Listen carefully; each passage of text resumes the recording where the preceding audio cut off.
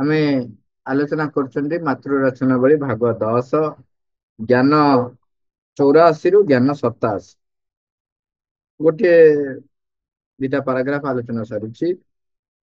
Next ରେ ମାଙ୍କୁ କହୁଛନ୍ତି ଯେ ମନର କ୍ଷେତ୍ରରେ ଶ୍ରୀ ଅରବିନ୍ଦ ଅଲୌକିକ ଘଟଣା ମାନ ଘଟେଇଥିଲେ ବୋଲି ଆପଣ ଯାହା କହିଲେ ମୁଁ ତାହାର ଅର୍ଥକୁ ଠିକ ଭାବରେ ବୁଝିପାରିଲି ନାହିଁ।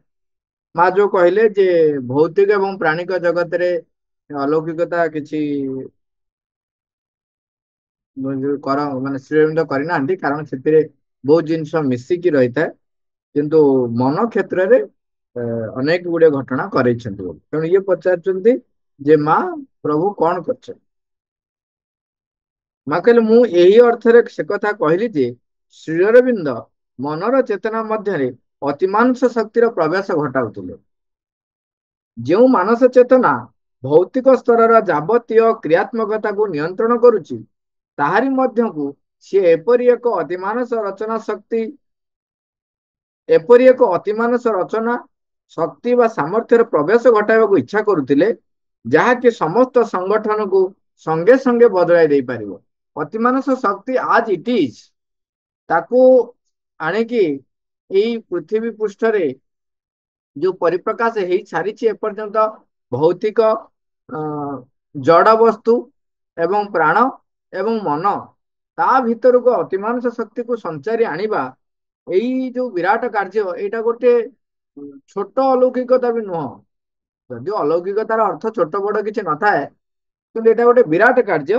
ମା କହୁଛନ୍ତି ସେଇ କାର୍ଯ୍ୟଟି ସେ କରି ଯାଇଛନ୍ତି, ଯାହା ଦ୍ୱାରା ଯାହାକି ସଂଗଠନକୁ ସଙ୍ଗେ ସଙ୍ଗେ ବଦଳାଇ ଦେଇପାରିବ। ଯୋଉ ସଂରଚନା ରହିଛି ତାକୁ ବଦଳାଇ ଦେଇଛି। ଏବେ ଆପଣ ଦେଖୁଥିବେ 1950 ପରଠାରୁ ଯେତିକି ପରିବର୍ତ୍ତନ ହେଇଛି, ଦେଖନ୍ତୁ ମୋ ବୟସ ବି ସେତେ ଅଧିକ ନୁହଁ ଯେ ମୁଁ କହିପାରିବି 1950 ପୂର୍ବରୁ କଣ ହେଇଥିଲା ବୋଲି, କିନ୍ତୁ ଯୋଉ ବ୍ୟକ୍ତି ମାନେ ତା ପୂର୍ବରୁ ଜନ୍ମଗ୍ରହଣ କରିକି ବୟପ୍ରାପ୍ତ ହେଇଥିଲେ ଏବଂ ଦେଖିଛନ୍ତି, ସେମାନଙ୍କ ସହିତ ବି ଯେତିକି ଆଲୋଚନା ହେଇଛି, ଏବଂ ଯୋଉମାନେ ଐତିହାସିକକାର ମାନେ ଯୋଉମାନେ ଇତିହାସ ସମ୍ବନ୍ଧରେ ଜ୍ଞାନ ରଖିଛନ୍ତି ଏବଂ ରାଜନୀତିଜ୍ଞ ମାନଙ୍କ ସହିତ ବି କିଛି ଆଳାପ ଆଲୋଚନା ଭିତରେ ମୁଁ ଦେଖିଛି, ସେମାନେ କହୁଛନ୍ତି ଯେ 1950 ପୂର୍ବରୁ ଯୋଉ ଗତିଟା ଯେତିକି ମନ୍ଥର ଥିଲା, 1950 ପରେ ଠାରୁ ସେ ଗତି ଅତି ତୀବ୍ର ହେଇଛି। ଏବଂ 1970 ପରେ, ସେ କହୁଛନ୍ତି 1970 ପରେ, ମାନେ ଆକ୍ଚୁଆଲି ସିଏ ଗୋଟେ ଏଜ ଦେଖୁଛନ୍ତି 70 ବୋଲି କହୁଛନ୍ତି, କିନ୍ତୁ ଆପଣ ଦେଖିବେ 1962 ବା 68 ପରଠାରୁ, ଯୋଉଟା କି ସେ କହୁଛନ୍ତି 1970 ପରେ ଗୋଟେ ଅତି ତୀବ୍ର ଭାବରେ ପରିବର୍ତ୍ତନ ଦେଖା ଦେଇଛି।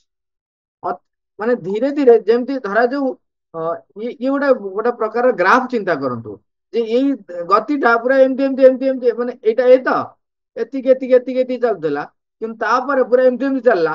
ଏବଂ ଦେଖିବେ ଧୀରେ ଧୀରେ ଏଇଟା କେବଳ ଏମିତି ହେଇକି ଚାଲୁନି, ଏମିତି ଚାଲି ପୁଣି ବଢି ଯାଉଛି, ପୁଣି ବଢି ଯାଉଛି, ମାନେ ଗତି ଆହୁରି ଧୀରେ ଧୀରେ ଅଧିକରୁ ଅଧିକ ବଢି ଯାଉଛି। ଆପଣ ଆମ ଦଶା ଭିତରେ ଆମେ ଦେଖିଲୁଣି ଯେ ମୋବାଇଲ ନଥିଲା, ମୋବାଇଲ ଆସିବାଟା, ଏବଂ ମୋବାଇଲ ଆସିବାର ବି ଯେବେଠାରୁ ଦେଖନ୍ତୁ, ମାନେ ମୁଁ ଖାଲି ଗୋଟେ ଛୋଟିଆ ଉଦାହରଣ ଦଉଛି ଯୋଉଟା ଆମେ ସମସ୍ତେ ଧଡିକି ଧରି ପାରିବା। ମୋବାଇଲ ଟା ଦେଖନ୍ତୁ କିପ୍ୟାଡ ମୋବାଇଲ, ତାପରେ ଆଣ୍ଡ୍ରଏଡ ଆସିଲା।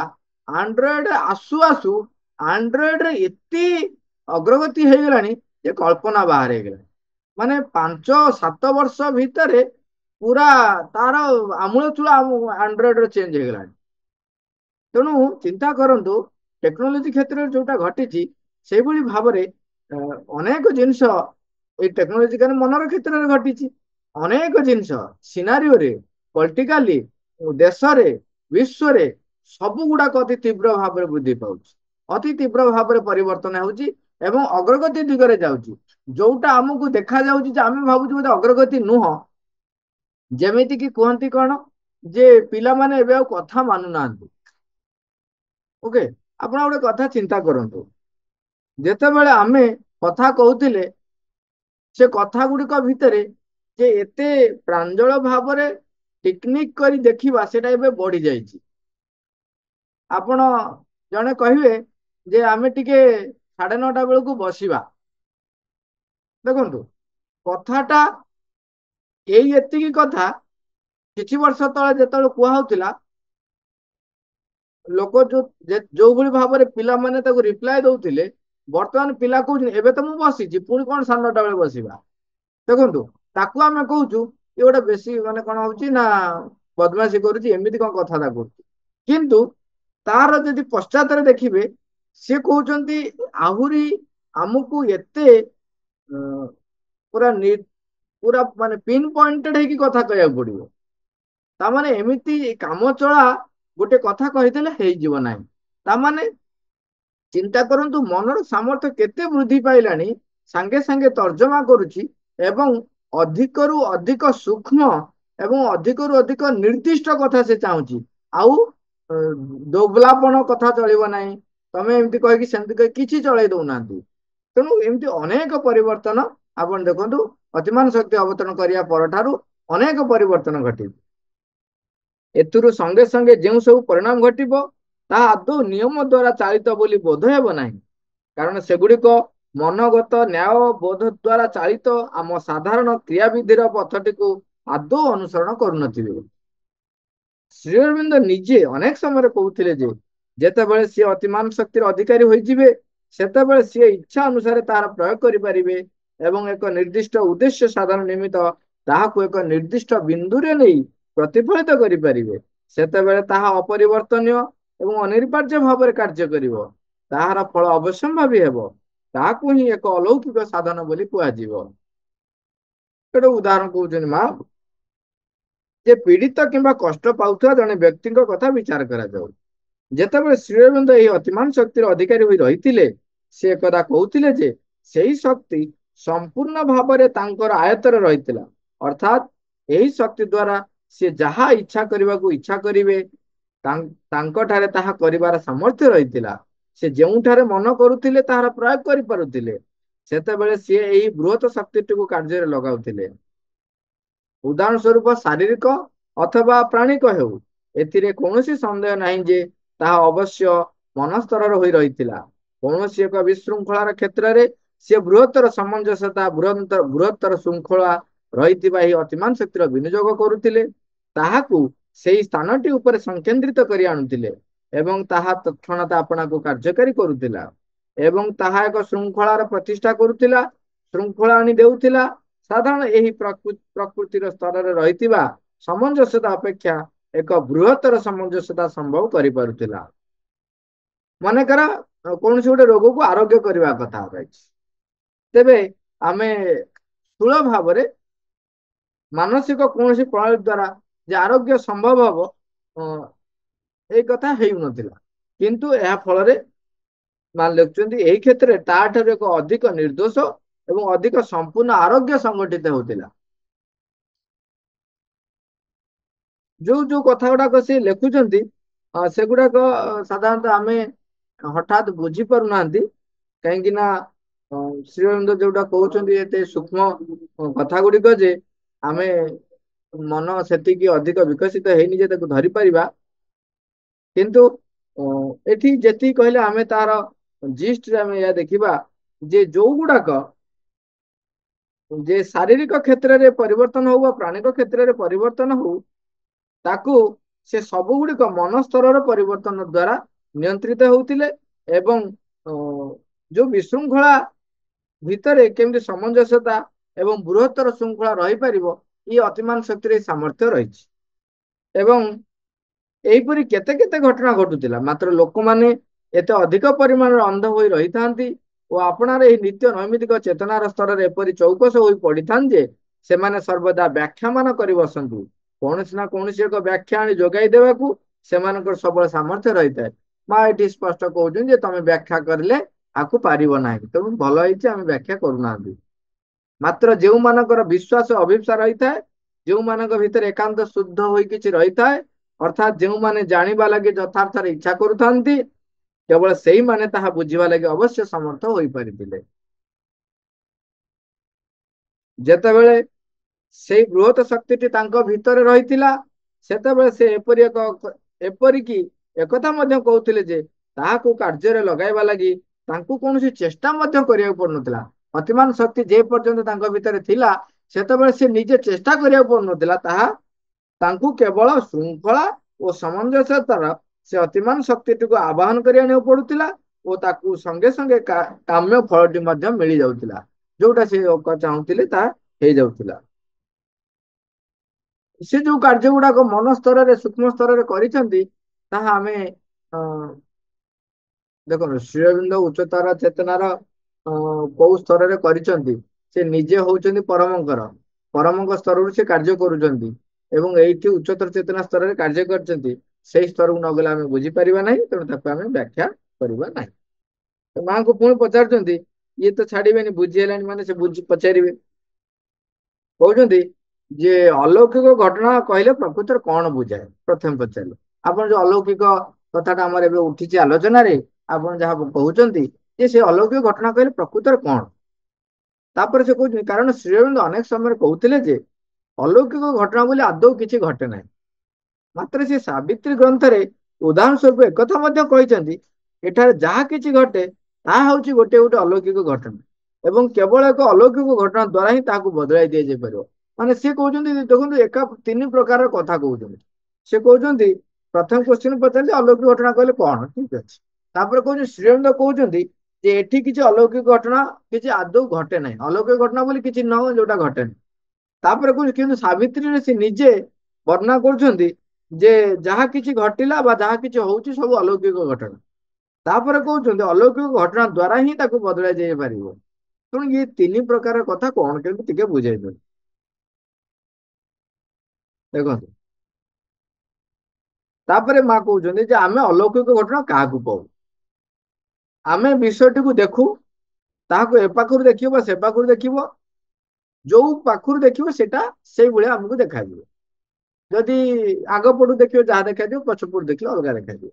କିନ୍ତୁ ସିଏ କଣ କରେ, ସେୟାକୁ ଦେଖିକି ବ୍ୟାଖ୍ୟା କରେ। କିନ୍ତୁ ମସ୍ତିଷ୍କର ଉର୍ଦ୍ଧ୍ୱରେ ମସ୍ତିଷ୍କ ଯେତିକି ଦେଖୁଛି, ଯୋଉ ଦେଖିକି ବ୍ୟାଖ୍ୟା କରୁଛି, ଯୋଉଟାକୁ ସେ ବ୍ୟାଖ୍ୟା କରିପାରେ ନାହିଁ ତାକୁ ସେ କହେ ଅଲୌକିକ ଘଟଣା। ମା ସର୍ଟ ଆଣ୍ଡ ସୁଇଟ ଡେଫିନେସନ କହିଲେ ଯେ ମସ୍ତିଷ୍କ ବ୍ୟାଖ୍ୟା ଯେତେବେଳେ ଯୋଗାଇ ଦେଇ ପାରୁନାହିଁ ତାକୁ ସେ ଅଲୌକିକ ଘଟଣା ବୋଲି କହୁଛି। ତେଣୁ ସେ ଗୋଟେ କଥା ଦେଖନ୍ତୁ, ତାହେଲେ ଯୋଉଟା ମସ୍ତିଷ୍କ ବୁଝେଇ ପାରୁନାହିଁ ତା କଣ ଅଲୌକିକ ଘଟଣା କି? କିନ୍ତୁ ସେ ସେଇଟା ଯେହେତୁ ବୁଝେଇ ପାରୁନି ତେଣୁ ତାକୁ ଅଲୌକିକ ଘଟଣା କହୁଛି। ମା କହୁଛନ୍ତି ଏ ଘଟୁଥିବା ଅଗଣିତ ଅନେକ ଘଟଣା ପ୍ରକୃତରେ ମସ୍ତିଷ୍କ ବୁଝେଇ ପାରେ ନାହିଁ, ମସ୍ତିଷ୍କ ବ୍ୟାଖ୍ୟା ଦେଇପାରେ ନାହିଁ, ତେଣୁ ସେ ତାକୁ ଅଲୌକିକ ଘଟଣା ବୋଲି ଅଭିହିତ କରେ ବା ନାଁ ଦିଏ। ଆଉ ଗୋଟେ କଥା ଦେଖନ୍ତୁ ଯେ ବର୍ତ୍ତମାନ ଯେ ଗୋଟେ ଡବାଟେ, ଧରାଯାଉ ଗୋଟେ ଡବାଟେ ପୁରା ଏମିତି ଭାବରେ ଏକ ତିଆରି ହେଇଛି ଯେ ଖୋଲି ହଉନି। ଆପଣ ଦେଖିଥିବେ ଏବେ ସବୁ ବାହାରୁଛି, ଆଗରୁ ଆମର ଅ କେମିତି କଣ ସବୁ ଜିନିଷ ତିଆରି ହଉଥିଲା, ସେ ଏମିତି ଲକ୍ ହେଇକି ଅଛି ଯେ ଖୋଲୁନି। ତେଣୁ ତାକୁ ଜଣେ ଲାଗି ପାତିଲେ ପୁରା ବନ୍ଦ ଅଛି, କିଛି ନାହିଁ, କୋଉ ପଟେ ବି ନାହିଁ କିଛି, ଚାରିପଟ ତ ପୁରା ଇଏ, କୋଉ କେମିତି ତାଲା ପଡିଲା। ତେଣୁ ସେ ତାକୁ ଅ ତାକୁ ଯିଏ ଦେଖିଲା, ସେ ତ ଖୋଲିଦେଲା ଯଦି, ଆରେ ବାହ କଣ ତମେ କଲ, ପୁରା ଚମତ୍କାର। କିନ୍ତୁ ଯେହେତୁ ଗୋଟେ ମଣିଷ ତାରି ଆଗରେ କରିଦଉଛି, ତେଣୁ ସେ ଭାବୁଛି ଯେ ଏଇଟା ମାନେ ଗୋଟେ ବହୁତ ଉର୍ଦ୍ଧତ ସ୍ତରର କଥା, ତାକୁ ସେ ଚମତ୍କାର ବୋଲି ଆଖ୍ୟା ଦଉଛି। ଏ ଗୋଟେ ମଜା କଥା ମନେ ପଡୁଛି, ଯେତେବେଳେ ଇଂରେଜ ମାନେ ଭାରତ ବର୍ଷରେ ଥିଲେ ସେତେବେଳେ ସେମାନେ ମଣ୍ଡା ପିଠା ଦେଖିନଥିଲେ ହେଲା। ଫଳ ଦେଖିଛନ୍ତି, ଗଛର ଫଳ ସବୁ ଦେଖିଛନ୍ତି, ଯାହା ଦେଖିଛନ୍ତି, ମଣ୍ଡା ପିଠା କେବେ ଦେଖିନାହାନ୍ତି। ହଠାତ୍ ଦିନେ ଯେତେ ମଣ୍ଡା ପିଠା ଦେଖିଲେ, ତା ଭିତରେ ଦେଖିଲେ ପୁର ପଶି, କହିଲେ ଆ ଭିତରେ ପୁର ପଶିଲା କେମିତି? ଇଏ ତ ହାତ ତିଆରି, ଇଏ ତ ଚାରିପଟ ଗୋଲ ବନ୍ଦ, ଭିତରେ ପଶିଲା କେମିତି? ତେଣୁ ତାଙ୍କ ପାଇଁ ସେଇଟା ଅଲୌକିକ ଘଟଣା। ଯେତେବେଳେ ହାତୀ କଇଁଥଟିଏ ଖାଇଦଉଛି ଏବଂ କଇଁଥଟି ଯେତେବେଳେ ତାର ମଳରେ ବାହାରୁଛି, ସେତେବେଳେ କଇଁଥ ଆଜିଟିଜ ବାହାରି ଆସୁଛି, ମାନେ ଖୋଳଟା ଖାଲି, ଭିତର କିଛି ନାହିଁ, ଫମ୍ପା। ଯେତେବେଳେ ବିଜ୍ଞାନ ଡେଭଲପ ହେଇନଥିଲା, ବିଜ୍ଞାନ ଯେତେବେଳେ ବୁଝେଇ ପାରିନଥିଲା, ସେତେବେଳେ ଲୋକଙ୍କ ପାଇଁ ଏଇଟା ଗୋଟେ ଅଲୌକିକ ଘଟଣା ନୁହଁ। ଆରେ ସେ କଣ ଖାଇଦେଲା, ପଛପଟେ ବାହାରିଗଲା ପୁରା ଗୋଟାଟା, ଭିତର କିନ୍ତୁ ଫାଙ୍କା। ଏବେ ବି ଆପଣ ଚିନ୍ତା କରନ୍ତୁ, ଯେକୌଣସି ଗୋଟେ ପିଲା ପାଇଁ ଏଇଟା ବି ଅଲୌକିକ ଘଟଣା ଯେ ଭିତରଟା ପୁରା କୁଆଡେ ଗଲା, ପୁରା କିଛି ନାହିଁ, ଫାଙ୍କା, ମାନେ ମଞ୍ଜି ତକାତେ ବି କିଛି ନାହିଁ। କଇଁଥରେ ବି ମଞ୍ଜି ଅଛି ନା, ମଞ୍ଜି ଆପଣ ଯୋଉ ଖୋଳପାଟା ଦେଖି ଆଣି ଦେଖିବେ, ଯଦି ହାତୀର ଆପଣ ଯଦି କେବେ କିଏ ଦେଖିଥିବେ, ଆମେ ଦେଖିଛୁ ଗାଁ ମାନଙ୍କରେ ହାତୀ ଖାଇକିରି ପକେଇବା, ତାକୁ ଯାଇକି ଫଟେଇକି ମୁଁ ଦେଖିଛି, ତା ଭିତରେ କିଛି ନଥାଏ, ପୁରା ଫାମ୍ପା, ଯେ ମଞ୍ଜି ବି ଗାୟବ, ରସ ଗାୟବ, ମଞ୍ଜି ଗାୟବ, ସବୁ ଗାୟବ, କିନ୍ତୁ ଆଜି ଏଠି ଫଳ ଅଛି, ବି ଅଲୌକିକ ଘଟଣା। ଏଇଭଳି ଭାବରେ ଇଏ ଯେମିତି ଗୋଟେ ଛୋଟିଆ ଛୋଟିଆ କଥା କହିଲି, ସେମିତି ସୂକ୍ଷ୍ମ ସ୍ତରରେ ଯୋଉ କିଛି ବଦଳେଇ ଦିଆଯାଏ, ସେତେବେଳେ ସେମାନଙ୍କ ପାଇଁ ଅଲୌକିକ ଘଟଣା। ଯଦି ଆପଣ ମୋ ପାଖକୁ ଆସିଲେ, ମୁଁ ଆପଣଙ୍କର ବାପା ମା ଘର ଦ୍ଵାରା ସମସ୍ତଙ୍କ କଥା କହିଦେଲି, କିନ୍ତୁ ଆପଣଙ୍କୁ ମୁଁ ଚିହ୍ନି ନାହିଁ ଏବଂ ଆପଣଙ୍କର କୋଉ ବର୍ଷ ବେଳେ କଣ ହେଇଥିଲା ଇତ୍ୟାଦି ଇତ୍ୟାଦି କହିଦେଲି, ତାହେଲେ ଆପଣଙ୍କ ପାଇଁ ସେଇଟା ଅଲୌକିକ ଘଟଣା। କିନ୍ତୁ ଏ ଘଟଣା ଗୁଡାକ ସ୍ଥିତି ଅଛି ନା ନାହିଁ? ସ୍ଥିତି ଅଛି। ତେଣୁ ସେଇ ଦୃଷ୍ଟିକୋଣରୁ ଯଦି ଆମେ ଦେଖିବା, ଦେଖନ୍ତୁ, ତାମାନେ ବସ୍ତୁ ରହିଛି, ମସ୍ତିଷ୍କ ତ କିଛି ପହଞ୍ଚି ପାରିନି, ବା ମୁଁ ପହଞ୍ଚି ପାରିନି, ମୋ ପାଇଁ ଅଲୌକିକ ଘଟଣା। ତେଣୁ ସଂସାର ଅଲୌକିକ ଘଟଣା ବୋଲି କଣ ଆଉ ଅଛି? କିଛି ନାହିଁ। ଏଇ ଦୃଷ୍ଟିକୋଣରୁ ଗୋଟେ ଉତ୍ତର ମିଳିଲା ଯେ ଅଲୌକିକ ଘଟଣା କିଛି ନାହିଁ। କଣ? ତାହେଲେ ପୁଣି ପ୍ରଶ୍ନ ହେଲା ଯେ ତେବେ ଏକ ପ୍ରକୃତ ଅଲୌକିକ ଘଟଣା କହିଲେ କାହାକୁ ବୁଝେଇବ? ପ୍ରକୃତ ଅଲୌକିକ ଘଟଣା କୋଉଟା? ପ୍ରକୃତ ଅଲୌକିକ ଘଟଣା କହିଲେ କାହାକୁ ବୁଝେଇବ? ମୁଁ ସେ କଥା କହିପାରିବି। କାରଣ ପ୍ରକୃତରେ ଏକ ଅଲୌକିକ ଘଟଣାର ଯଥାର୍ଥ ସଂଜ୍ଞା କଣ ଅଛି? ସେଇ କଥାକୁ ମା କହୁଛନ୍ତି ଯେ ମନଟା ହିଁ ଏକ ଅଲୌକିକ ଘଟଣାର କୌଣସି ଧାରଣା କରିପାରେ। ଆପଣାର ନିଜସ୍ୱ ନ୍ୟାୟଟି ଦ୍ୱାରା ପରିଚାଳିତ ହୋଇ ମନ ନିଷ୍ପତ୍ତି କରିନିଏ ଯେ ଏଇଠି ବା ସେଇଠି ଗୋଟେ ଅଲୌକିକ ଘଟଣା। ଏଇଟା କାହିଁକି ନା ଏ ଅନ୍ୟ ଘଟଣା ଏ ତ ଘଟି ପାରିବ ନାହିଁ, ଏଇଟା ହିଁ ଘଟିବ। ଏଇଭଳି ଭାବରେ ତାର ଯୋଉ ଧାରଣା ଥାଏ, ଯେତେବେଳେ ସେଇ ସୀମାବଦ୍ଧତାରୁ ଅଧିକ ଉର୍ଦ୍ଧ୍ୱକୁ କିଛି ଘଟେ, ତେବେ ସେ ତାକୁ ଅଲୌକିକ ଘଟଣା ବୋଲି କୁହେ। ଶ୍ରୀଅରବିନ୍ଦ ସାବିତ୍ରୀ ମହାକାବ୍ୟରେ ଯେପରି କହିଛନ୍ତି, ଏଇଠାରେ ହିଁ ଆମକୁ ଅନୁସୃତ ହେଉଥିବା ସେଇ ପ୍ରଣାଳୀଟିର, ସେଇ ଶାଶ୍ୱତ ପ୍ରଣାଳୀଟିର ସମ୍ମୁଖୀନ ହେବାକୁ ପଡିବ। ଯାହା କିଛି ମୂର୍ତ୍ତ ରୂପ ଧାରଣ କରିଛି, ଆମେ ଅନୁମାନ କରିବା, ଏପରି ଅନୁମାନ କରାଯାଇ ପାରିବ, ଯାହା କିଛି ମୂର୍ତ୍ତ ରୂପ ଧାରଣ କରିଛି, ପ୍ରଥମ ଅବସ୍ଥାରେ ତାହା ମଧ୍ୟରେ ମୂର୍ତ୍ତ ରୂପ ଧାରଣ କରିବାର ଆବଶ୍ୟକ ଅନୁକୂଳ ପ୍ରବୃତ୍ତି ରହିଥିଲା। ଯିଏ ରୂପ ଗ୍ରହଣ କରିଛି, ତା ଭିତରେ ସେ ପ୍ରବୃତ୍ତି ଥିଲା ବୋଲି ସେ ରୂପ ଗ୍ରହଣ କରିଛି। ବିବର୍ତ୍ତନର ନିୟମଟି ସହିତ ଯେଉଁ ସର୍ବପ୍ରଥମ କଥାଟିର ସଂଗତି ରହିଥିବା ପରି ମନେ ହେଉଛି, ସେଇଟା ହେଲା ଯେ ଏହି ସାକାରୀକରଣ ହେଉଛି ଉତ୍ତରୋତ୍ତର ଅଗ୍ରଗତି କରୁଥିବା ପଦ୍ଧତି। ଶାଶ୍ୱତ କାଳ ମଧ୍ୟରେ ବି ଏହା କଦାପି ସମ୍ପୂର୍ଣ୍ଣ ହୋଇଯିବ ନାହିଁ। କହୁଛନ୍ତି ଏଇ ଯୋଉ ସାକାର ରୂପ ଗ୍ରହଣ କରିବା, ଏଇଟା ହଉଛି ସାକାର ରୂପ ବୁଝିବ ତ, ସବୁ ସୂକ୍ଷ୍ମ ଥିଲା, ତାପରେ ରୂପ ଗ୍ରହଣ କରିବା, ତାକୁ କୁହାଯାଉଛି ସାକାରୀକରଣ। এই ସାକାରୀକରଣ ହଉଛି କଣ ନା ଉତ୍ତରୋତ୍ତର ଅଗ୍ରଗତି କରିବାର ଗୋଟେ ପଦ୍ଧତି, ଏବଂ ଏଇଟା ଶାଶ୍ୱତ କାଳ ଭିତରେ ଏମିତି ଚାଲିଥିବ, ଏଇଟା କେବେ ବି ସମ୍ପୂର୍ଣ୍ଣ ହେଇଯିବ ନାହିଁ। ଆଉ ମା ଲେଖୁଛନ୍ତି ଏଇ କଥାକୁ ଶବ୍ଦରେ ଦେଇ କହିବା ବଡ କଷ୍ଟକର, କାରଣ ନିର୍ଦ୍ଦିଷ୍ଟ ପରିଣାମାତ୍ମକତାକୁ ଆପଣଙ୍କୁ ଯୋଉ ଅନନ୍ତ ଧରରେ ବିକଶିତ କରିବାର ଲାଗିଛି, ତାକୁ କଳ୍ପନା କରିବା କଷ୍ଟ, ପରିମାଣାତ୍ମକ ତାକୁ ଧାରଣା ଦବା, ରୂପ ଦବା, ଏସବୁ ବହୁତ କଷ୍ଟ। ମା କହୁଛି ଆମେ ଖାଲି କଥାଟିର ବା ଏଇ ଯୋଉ ମାର୍ଗଟିର ମୁହୂର୍ତ୍ତର ଧାରଣା ଆମେ ରଖିଥାଉ, ଯେତେବେଳେ କି ପରମେଶ୍ୱର ଆପଣାକୁ ସୃଷ୍ଟିରେ ପରିଣତ କରିବା ପାଇଁ ମନସ୍ଥ କରିଥିଲେ। ଏହିପରି ଭାବରେ ବ୍ୟାଖ୍ୟାଟି ମଧ୍ୟ ଅତ୍ୟନ୍ତ ସହଜ ହୁଏ। ଏଇଟା ଆମେ ସହଜରେ ବର୍ଣ୍ଣନା କରୁଛୁ ଯେ ଭଗବାନ ଚାହିଁଲେ ନିଜକୁ ସାକାର କଲେ, ଅଧିକରୁ ଅଧିକ ପରିମାଣ ସାକାର କରୁଛନ୍ତି। ଆମେ ଏଇଟା କେବଳ ଗୋଟେ ଧାରଣା କରୁଛୁ, କିନ୍ତୁ ଏଗୁଡାକ ବି ଗୋଟେ ହଉଛି ରୀତି ମାତ୍ର। ଏକ କ୍ରମାଗସ୍ରତା ଅବଶ୍ୟ ରହିଛି, ଅଗ୍ରସରର ଗୋଟେ କ୍ରମ ବି ରହିଛି, ଯୋଉଟା କ୍ରମ ଅଗ୍ରସର କରି ଚାଲିଛି। ପୂର୍ବାପରତା, ବିବର୍ତ୍ତନ ଏବଂ ଅଗ୍ରଗତିର ବୋଧ ଗୁଡିକୁ କେବଳ ଏହି ଅଭିବ୍ୟକ୍ତିର ପ୍ରକ୍ରିୟା ସହିତ ଜଡିତ ହୋଇ ରହିଛି। କେବଳ ଏହି ପୃଥିବୀ ସମ୍ବନ୍ଧରେ କିଛି କହୁଥିବା ସମୟରେ ହିଁ ଆମେ ଏପରି ଏକ ବ୍ୟାଖ୍ୟା ବାଡି ଦେଇ ପାରିବା। କିନ୍ତୁ ଏଇ ଭୌତିକ ବିଶ୍ୱ ଜଗତ ବାଦେ ଆହୁରି ଅନେକ ବିଶ୍ୱ ଜଗତ ରହିଛି, ତାକୁ ଯୋଉ ତାର ଯୋଉ ପରିପ୍ରକାଶ, ତାକୁ ବ୍ୟାଖ୍ୟା ଦବା ଆଉ ବୁଦ୍ଧି ସଙ୍ଗତ ହବ ନାହିଁ, ବା ଆମେ ତାକୁ ଦେଇପାରିବା ନାହିଁ, ମନ ଦ୍ଵାରା ବ୍ୟାଖ୍ୟା କରିପାରିବା ନାହିଁ। କହୁଛନ୍ତି ମାତ୍ର ଏହି କ୍ଷେତ୍ରରେ ଏପରି ମଧ୍ୟ କୁହାଯାଇପାରେ ଯେ ପ୍ରତ୍ୟେକ ଉପାଦାନର କେନ୍ଦ୍ରରେ ମଧ୍ୟ ସିଦ୍ଧାନ୍ତ ସକଳ ବସ୍ତୁ ଅବସ୍ଥିତି ରହିଛି। ତେଣୁ ଏପରି ହେଲେ ସେ ଅଲୌକିକ ଘଟଣାଟି ମଧ୍ୟ ସମ୍ଭବ ହେବ ନାହିଁ। କହୁଛନ୍ତି ଯେହେତୁ ସକଳ ବସ୍ତୁ ଆମର ହୃଦୟରେ ରହିଛନ୍ତି, ତେଣୁ ଯାହା ବି ଘଟୁଛି ତାହା କିଛି ଅଲୌକିକ ଘଟଣା ନୁହେଁ। କିନ୍ତୁ ସାବିତ୍ରୀରେ ଯୋଉ କଥାଟି କୁହାହେଲା, ସେଥିରେ ଯୋଉ ଘଟଣାଟି ଘଟିଲା, ଯେ ପର୍ଯ୍ୟନ୍ତ ଅମରତ୍ୱର ବାହକ ହେଇ କୌଣସି ସତ୍ତା ଆସି ନଥିଲେ, ତେଣୁ ସେତେବେଳେ ମୃତ୍ୟୁ ସହିତ, ମୃତ୍ୟୁର ଦେବତା ସହିତ ଏଇ ପ୍ରକାରର ଯୋଉ ଯୁଦ୍ଧ ବା ଯୋଉ ସଂଗ୍ରାମ, ଏଇଟା ସାଧାରଣ ମନୁଷ୍ୟ ତାର ଯୋଉ ଲେବୁଲ ରହିଛି, ସେ ଯୋଉ ସ୍ତରରେ ରହିଛି ଚେତନାର ସ୍ତରରେ, ସେଇ ସ୍ତରରେ ତାହା କରିପାରିବ ନାହିଁ। ତେଣୁ ଚେତନାର ସେତିକି ଉର୍ଦ୍ଧ୍ୱ ସ୍ତରକୁ ଗଲେ ହିଁ ଜଣେ ମହିଳା, ଚିନ୍ତା କରନ୍ତୁ ସାବିତ୍ରୀ ଜଣେ ମହିଳା, ଜାଣି ସାରିଲା ପରେ ମଧ୍ୟ ଯେ ସ୍ୱାମୀ ତାଙ୍କର ବର୍ଷକ ପରେ ମୃତ୍ୟୁବରଣ କରିବେ, ତାଙ୍କୁ ସେ ବିବାହ କରିବା ପାଇଁ ପ୍ରସ୍ତୁତ ହଉଛନ୍ତି। ଏବଂ ଅଶ୍ୱପତି ଯିଏକି ଆବାହନ କରୁଛନ୍ତି, ଆସ୍ପୃହା କରୁଛନ୍ତି ପରମଙ୍କୁ ଅବତରଣ କରାଇ ଆଣିବା ପାଇଁ, ଆଦିଶକ୍ତିଙ୍କୁ ଅବତରଣ କରାଇ ଆଣିବା ପାଇଁ, ସିଏ ମଧ୍ୟ କୌଣସି ପ୍ରକାର ବାକ୍ୟ ବିନିମୟ କରୁନାହାନ୍ତି ସାବିତ୍ରୀଙ୍କ ସହିତ, କାରଣ ସେ ଜାଣିଛନ୍ତି ଇଏ ହଉଛନ୍ତି ଆଦିଶକ୍ତି।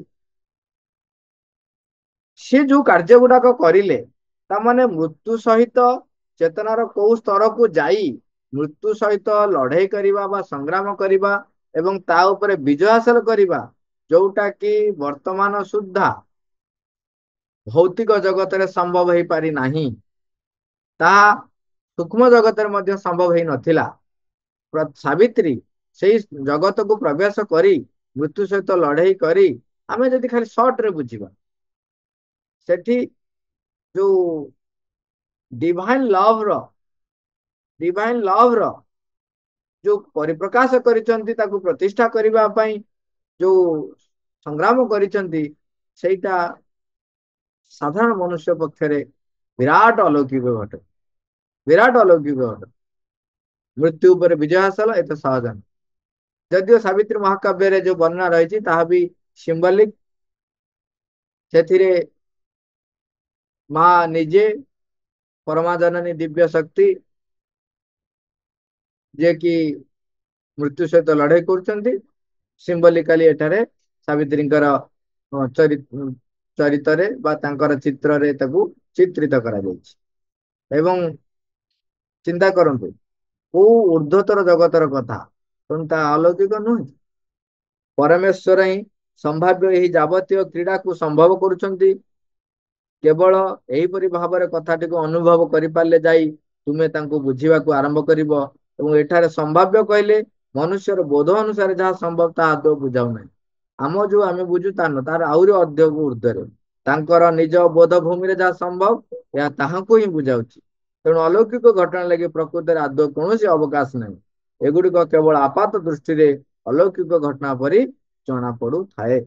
ଇଏ ଅତି ସୂକ୍ଷ୍ମାତି ସୂକ୍ଷ୍ମ ଆଡକୁ ଆଲୋଚନା କରୁଛନ୍ତି, ଆହୁରି ବହୁତ ଆଲୋଚନା ରହିଛି। ଟିକେ ସୂକ୍ଷ୍ମ କଥା ଗୁଡିକ, ଆଉ ଏଥିରେ ବେଶୀ କିଛି ମନ ବ୍ୟାଖ୍ୟା କରିପାରିବ ନାହିଁ ବା ଏକ୍ଜାମ୍ପଲ ମଧ୍ୟ ଦେଇ ହବନି।